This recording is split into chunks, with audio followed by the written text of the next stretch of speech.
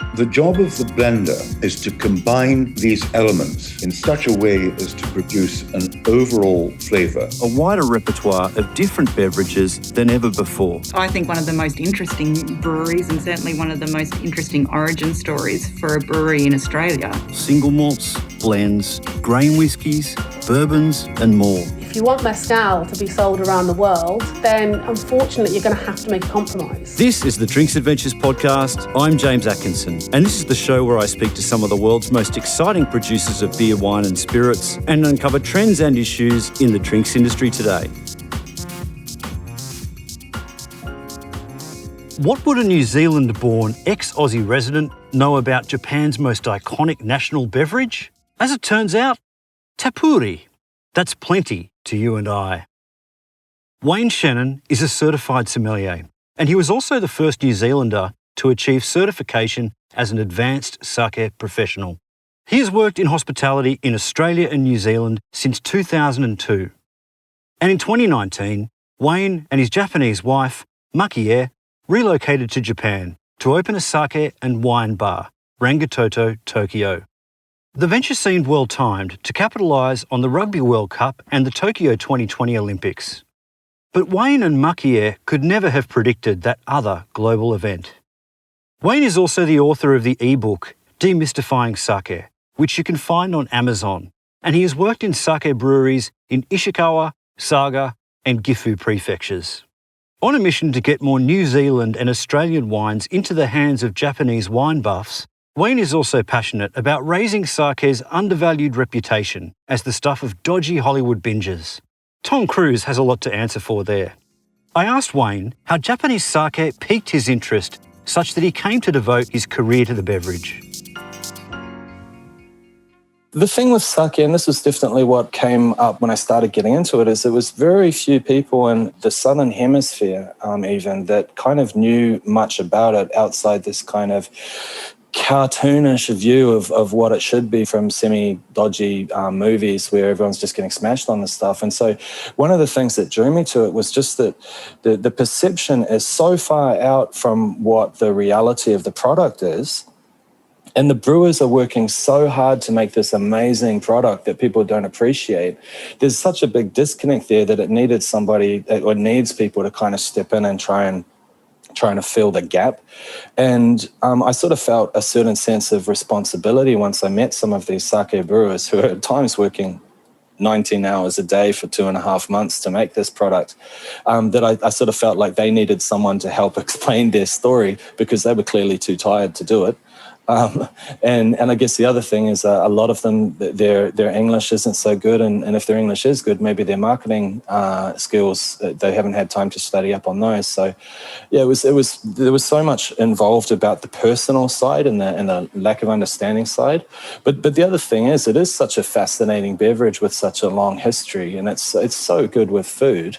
It just needs, I guess, it needs that story to be told, I feel, and I sort of felt like I could maybe step in and help a little bit on that one. When you mentioned, just in passing there, about portrayals in movies, like is there anything specific you could think of, not just in movies, but how you've seen sake portrayed in Australia or outside of Japan?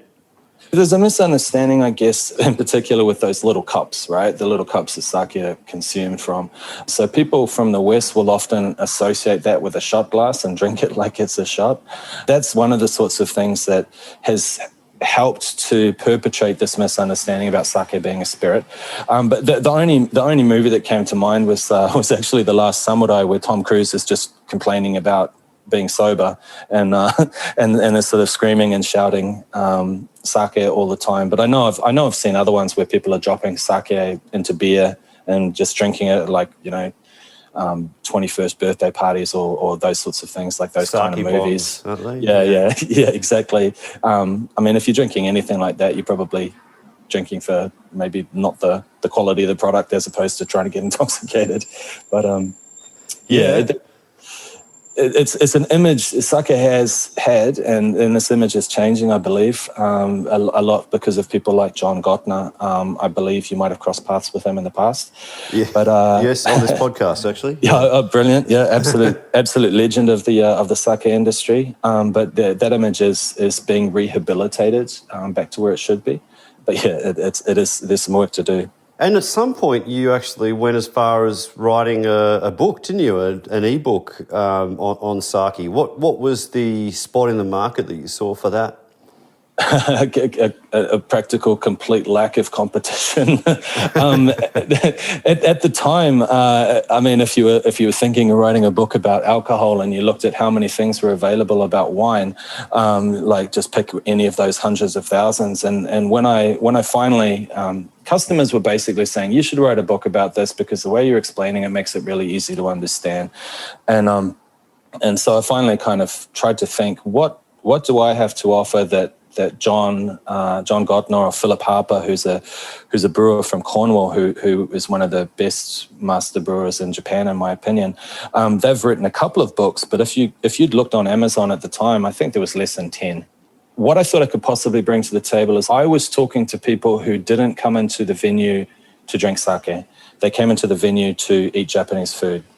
And then they'd eat Japanese food, and then they'd always just order what they always ordered. So my job was to just basically introduce them when they didn't expect to be introduced. As a sommelier, I kind of run on some certain basic assumptions about customers, and I think that most customers don't actually care about the details. They really just want to know if they like it or not. Quite often with sake, it seems, is people want to get across what makes sake unique, and then they start using terminology, and then eventually sometimes you're just kind of blinding people. They get lost.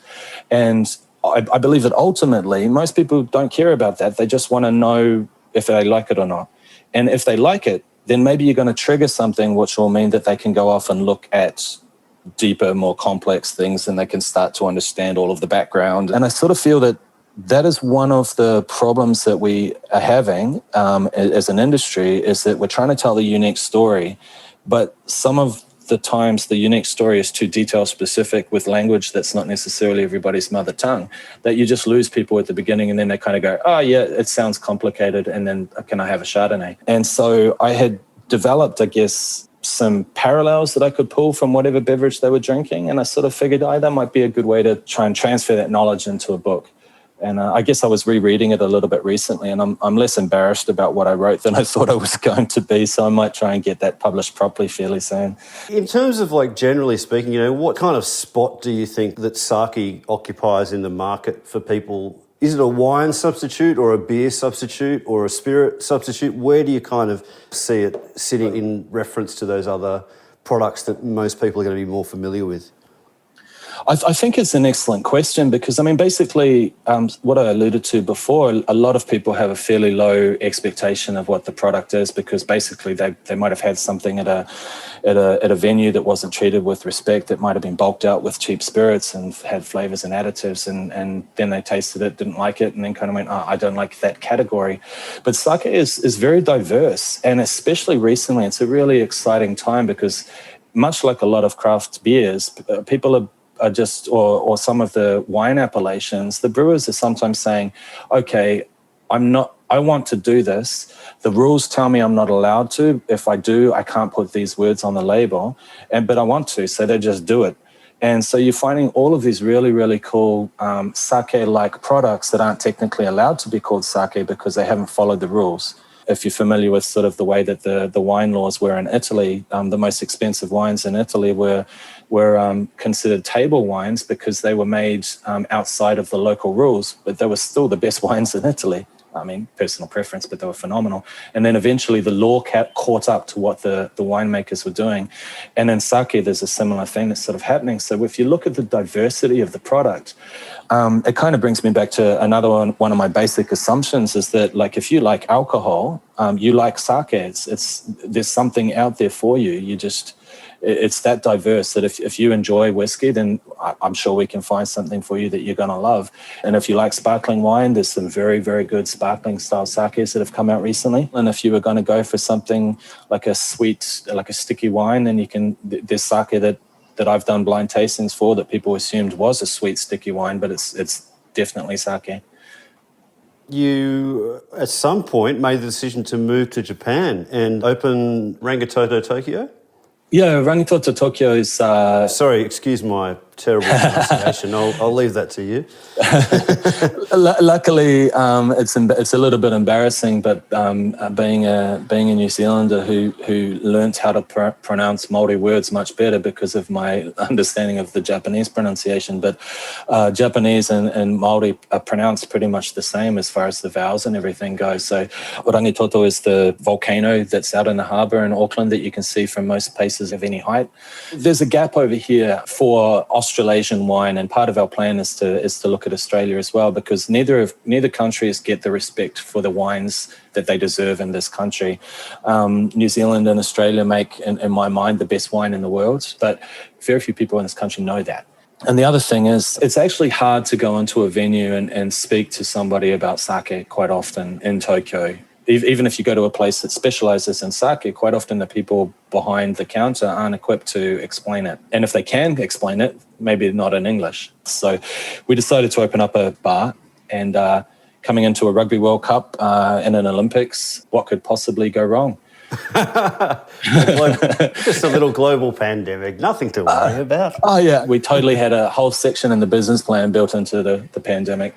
Yeah, interesting times. Let's just sort of go back to before you opened. I mean, how straightforward is it for a foreigner to go to Japan? And obviously your wife is Japanese, so that must have helped things. But what's involved in setting up a bar over there? Yeah, well, she is Japanese, but I think these days she's probably more Kiwi, and we've definitely corrupted her sense of humour.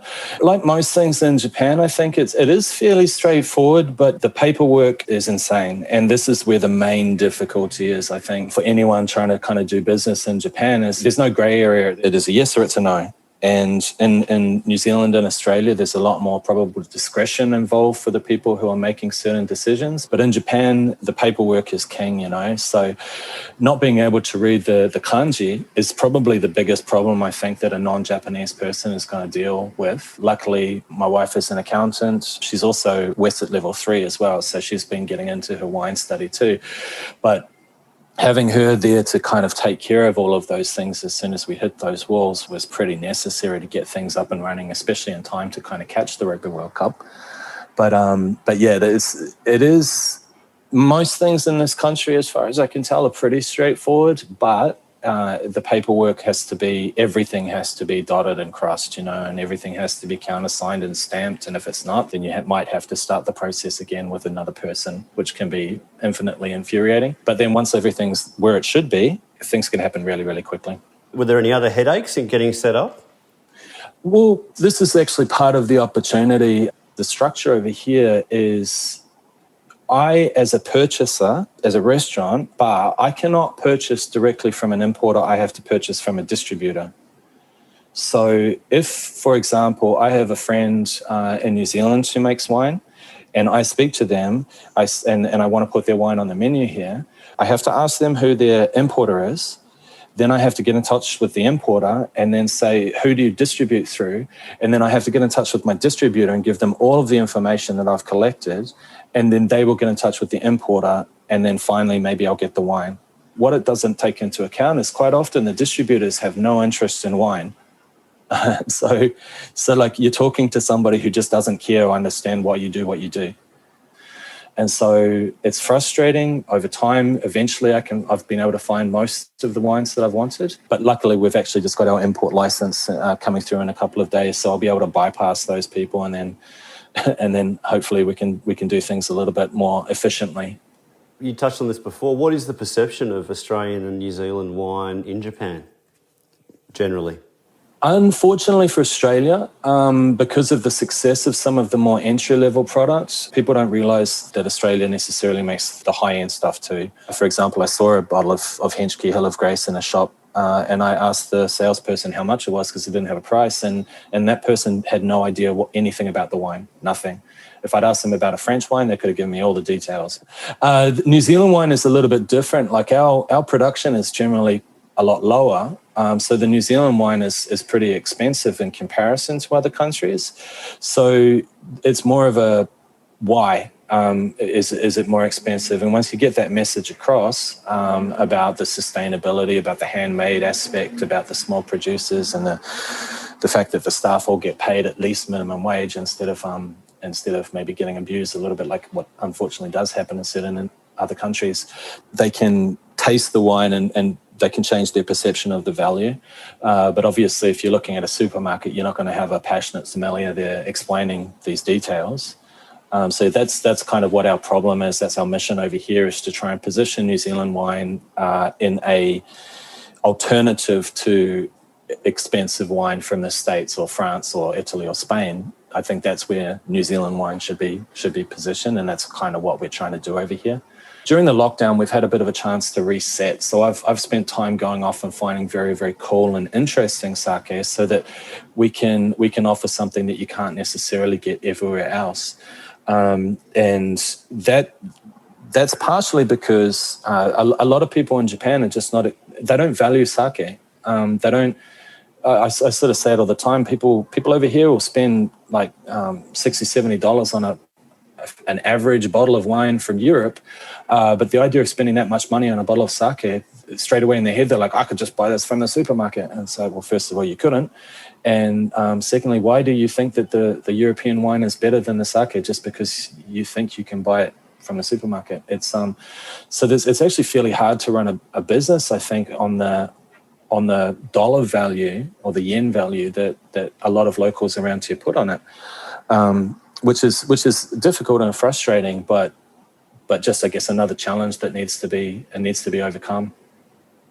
What about glassware? Are you serving in the traditional little cups that we were talking about before, or have you gone more for wine glasses?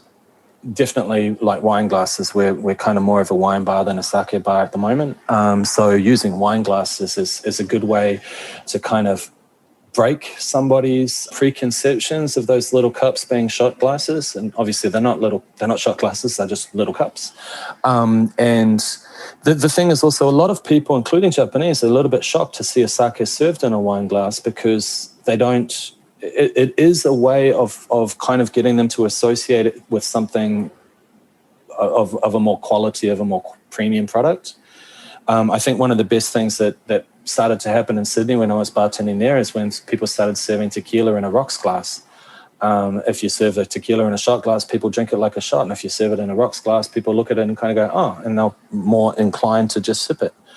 And I think, putting the sake in the wine glass, it gives you the opportunity to explain things like aromatics, and it gives you the opportunity to explain things like how your sense of flavor actually works. And it is an opportunity to provide an experience a little bit outside of what maybe the guest was expecting when they came through the door. And when you opened the bar, were you expecting to be catering mainly for Japanese people or expats or tourists, or a combination of all of the above? The Rugby World Cup we had a lot of people coming through for the Rugby World Cup, especially on certain days when the New Zealand team was playing, or Australia or Japan. But it was spread across the country, so it's not like everyone was just here for one time. Whereas the Olympics being in Tokyo, everyone was going to be here for the 2-3 week period. That was something where we were sort of anticipating a huge influx of people who were interested in sake. Unfortunately, obviously, that's not going to pan out that way. We did originally expect to probably have a few more tourists, and down the line, I think that'll probably happen. But over time, probably for us, it is more the local wine community, the local Japanese wine community, that I think are the ones that we probably are trying to get through to, because I guess a lot of the expats already know we have good product. And so, like, if we can get more and more Japanese people to look at New Zealand, Australia as an alternative, as a very, very valuable, high value alternative to, say, high end French wine or American wine, then I think that's probably where the future lies for us. And there is like a real growing kind of wine appreciation movement in Tokyo? I remember hearing that Japan had the most sommeliers in the world, or wine-certified, wine-educated people in the world. Sommelier is maybe not the right word to use, but and I think that's probably true. But it would appear to be very, very specifically focused on Europe and America, and so there's a lot of people who I've spoken to who are sommeliers who've never even tasted wine from New Zealand, and so we have that ability. You're talking to someone who generally understands. So my job is to ask them what do they normally drink, and then I can make an alternative based on what we've got here, and then sort of give them some background. But yeah, luckily we've got some pretty phenomenal wines that we can put on by the glass here, and so if people do understand wine, maybe the price is more expensive than some of the places around us, but if you understand wine and you taste it, then you realize it's actually cheaper than what it would be if it had a French label. Yeah, sure. And when it comes to the sakis, how do you go about sourcing those? What is it about actually travelling around to breweries, or is it just based on things that you get to taste? Do reps come in and sell to you? How does all that sort of work? Yeah, no, reps pretty much never come and visit. It's a very different from what I was kind of expecting after being in Australia and New Zealand. And sometimes when the reps from the Japanese companies, they'll invite you to a tasting and then tell you how much you have to pay. And sort of it's a surprise to get charged sort of $70 Australian to taste product they want you to sell for them. Wayne's experience reminds me of the insights we heard from Shuso Imada about the Japanese sake industry back in season 2 of this podcast. In each city, each town, or each village, there should be the brewery of sake and brewery of miso and soy sauce. And among those three, sake's family is usually the biggest, very rich family. So they are, proud of themselves, and their attitude is like, if you want sake, we can sell it. They didn't really take so much of an effort to sell their products. I think that's true, and partially that's because if they promote their business and I call them up, then they can't sell directly to me. I would have to still go. So it's kind of this interruption of what I think is probably a better practice, where you contact the producer and the producer sells it to you. Here it's kind of interrupted, so I think they don't even necessarily try in many cases. There are places that if you go to their tasting rooms, they're really, really generous, but a lot of the places they just don't. It's almost like that doesn't cross their mind. So what we've been doing recently, because the middle people are causing us a lot of frustration, so we'd rather now just go out and visit the brewery. We're going up to a sparkling brewery place in a couple of weeks up in, it's called Mizubasho, which is the sort of pioneers of the champagne method sake. And we went out to Narita Township a couple of months ago and found some of the best sake I've ever tasted. And we'd rather do that now. We're paying basically the same price as retail price at the shop, at the Salador, for want of a better term. But at least then we've got things that we absolutely love, and at least then I guess the producer's taking the money as opposed to the middlemen. But we want to travel around now and find the breweries and visit them and speak to them, and then hopefully over time maybe the relationship will change. But yeah, it's a strange industry over here sometimes, and there's a lot of confusion if you're used to the way we do things back in New Zealand and Australia. Look, you touched on sparkling sake, which is kind of an interesting emerging style. Are there any other styles that you're particularly excited about at the moment? Yeah, I mean, there's a massive thing going on with aged sake at the moment. When sake ages, it'll start to develop some pretty interesting sherry characteristics. There's some interesting, I guess, like soy sauce aspects or almost like Vegemite that'll come through, which is basically, I think, you're smelling umami. It's very interesting, especially from the food matching point of view.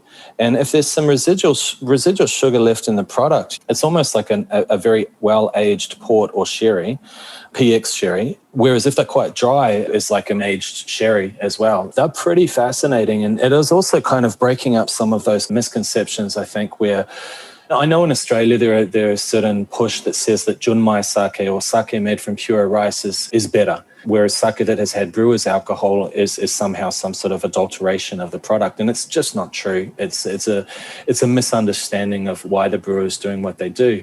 And one of the things that my wife and I, when we went out to Narita, we tasted these sakes, and one of them was a 21-year-old aged sake, like honjozo, that had added alcohol, and one was a junmai, just a pure rice sake that was 19 years old, and the added alcohol one was better. Like it was a much better product. And so these misconceptions that are out there, being in Japan, I guess, makes it easier for us to hopefully correct some of those. No one ever talks about fortified wine as being somehow an adulteration. It's just a different process, and it's exactly the same thing with sake made and with the added alcohol. Is they're just doing something different. It's not good or bad. It's just different. And it does help to elevate the aromatics of the sake as well, doesn't it? Yeah, absolutely. And people think it's being done as a way of sort of bulking out the product, but like you say, alcohol carries aroma, so it adds flavor and character to the product sometimes. And obviously we're talking about in the case of premium sake, not in the case of the cheaper sake where it probably is being used to bulk it out. And that's kind of what causes some of the confusion. But I mean, again, I just put it back. It's like I just talked about sherry. They're adding alcohol to sherry and no one's complaining about it. It's well, maybe, I'm sure someone will be complaining about it, but no one's acting like it's some sort of abomination, which is some of the attitude that I got when I did visit Australia. People just didn't understand that it was not done with the wrong reasons. And it's also, I guess, important to say that the brewer will add water afterwards from the local source, to the same reason why you might add water to a cask strength whiskey, is to bring it down to what the brewer thinks is probably the best alcohol content for that product. So even though they do add alcohol during the process, it's not being done to increase the alcohol content of the product. It's pretty much unrelated. Anything else in terms of, sake styles? Yeah, there's a few sakes that are sort of stepping outside of appellation control, for want of a better term. One that I've just received, which I think is a phenomenal product, and I don't think you could drink a lot of it because of the sweetness. When you make sake, right, you end up with something called kasu, which is basically the dead yeast and the rice solid that's left after the pressing. And it usually doesn't end up in the bottle, but if you've ever had cloudy sake, that's the reason why it's cloudy, is it's got the yeast and the dead yeast and some of the rice solids left in the bottle still. And so this brewery has started re-fermenting it and making sake out of the rice solids that was left behind. And it is just such a phenomenally complex, and it's just such a perfect way to finish a meal, I think, much the way that you get a sweet sherry or port is a perfect way to finish a meal. It's just absolutely fascinating. So I don't think that style necessarily has a name yet, but there is another style that does have a name, which is called kijoshu. And basically what they do there, when they're normally adding water, they're adding sake. And you end up with a product that is fairly high in acidity and it's got a beautiful sweetness.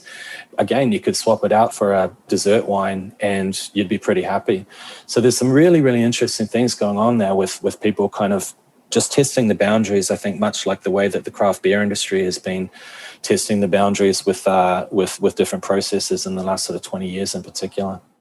What about in New Zealand wine? Are there any particular regions that are really exciting you at the moment? Regions or wine styles, I should say. I think Hawke's Bay is just an amazing place. When you've got somewhere like Gimlet Gravels and where you've got Cabernet, Merlot, Chardonnay, Tempranillo, all growing side by side. There's very few places in the world where that's going to happen. And Syrah as well. There's so many different things that are all happening in exactly the same place. And the quality of those wines, they're consistently in blind tastings, they stand up against what is considered the best in the world. And that's just talking about Gimlet Gravels. Tony Bish, his winery is actually in Napier, and his Chardonnays are getting amazing recognition. And then you've still got kind of like the other regions like Te Wanga or Te Mata. They're just amazing. Hawke's Bay is just producing some of the most amazing world-class wines. But I guess most people just hear about Marlborough. Not to say Marlborough doesn't, there's a reason why it's famous. It's just an amazing place. And I would not have called myself a Pinot Noir drinker up until recently, because I find a lot of Pinot to just be a little bit light and a little bit boring, for want of a better word. I tend to drink bigger, punchier things, like those big Isla whiskies and stuff, or the big Australian Cabernets. And so Pinot was not my natural friend. But if you go to Martinborough and you taste some of the Pinots from Martinborough up into Moona Terrace, then or just down in the village itself, those wines are just absolutely outstanding. Good stuff, Wayne. And just finally, how are things going for you, during the pandemic, running a hospo business in Tokyo? Yeah, it's been outstanding, as you can imagine. It's given me lots of opportunity to improve my Japanese and do some exercise. And but you've been trading throughout for the most part, or? We've never ever completely closed. So we've got our local customers who come in here for the weekly soup or the daily soup, and I don't know what he'd do if we closed. So we've been staying open for the lunch service, but even when we've not been allowed to sell alcohol, we've just sort of been ticking through because we want to keep the visibility. But we've been doing other things. It's been a good reset for us. We're lucky enough that the money that the government is allocating us is relevant, and so we're not panicking yet. So we consider ourselves extremely lucky. We've got our regular customers who come in and buy bottles of New Zealand wine, which is enough to keep ticking things over. But we've kind of done our reset now, and we've sort of changed the menu, and we've found the wines that we wanted to, and now we're just getting pretty bored selling coffee and stuff. Pretty keen to get back into it. So hopefully that's very, very soon, because we really do think we've got the opportunity to push things forward much, much better now than maybe 2 years ago. Well, I hope that does happen, and I hope I can get over there, because it's been way too long since I've been to Tokyo. So best of luck with it all, and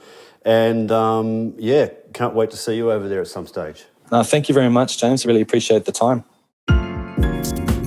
The Drinks Adventures podcast is produced by me, James Atkinson, with additional production and mixing by Dave Robertson. You can find complete transcripts, links, and other information on the show at drinksadventures.com.au. You can follow me on all social media platforms at @ByJamesAtkinson, like my Facebook page, James Atkinson Drinks Adventures, to be kept informed of podcast giveaways and other news about the show. The Drinks Adventures podcast needs your support as listeners. Please do us a favour and leave an honest review and rating for the podcast on iTunes or Stitcher. We love hearing your feedback, and it helps inform other people this is a show worth listening to. Or simply drop us a line at hello@drinksadventures.com.au.